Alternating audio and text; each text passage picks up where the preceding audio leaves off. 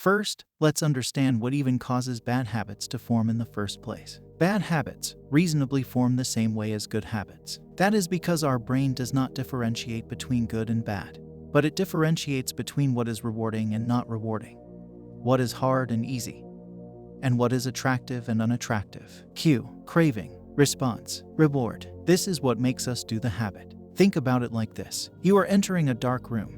Cue, you feel uneasy with the darkness and want to turn on the light. Craving, you turn on the light.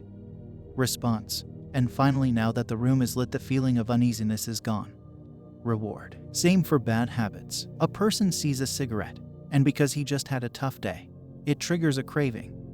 So he takes the cigarette as the response and smokes and feel more relaxed as the reward. If you are able to understand this, then you will know how to break bad habits and build good ones. Therefore, 3 proven ways to break bad habits are to concentrate on making the habit unattractive, hard, and not rewarding. Unattractive. This is where we focus on the cue stage. Once our brain notices a cue that will later lead to a craving, for example, a person who smokes that sees a cigarette that might trigger a cue for one, it'll be harder to resist the feeling. Hence, you want to make the bad habit as disgusting as possible. Go on and emphasize all of the disadvantages and bad things that happen because of that habit, and make sure to make them visible to you. Hard. Undoubtedly, when a habit is very comfortable and accessible for us, it'll be way easier to give in. So, what you want to do is make the habit as uncomfortable and hard to execute as possible. Think about a person that smokes, then what would be easier? To take a cigarette that is right there on the table, or have to get up, dress, head outside, get into the car, drive, etc. Not rewarding. Our brain acts according to patterns. As we go through our day, we sometimes do things automatically without thinking much.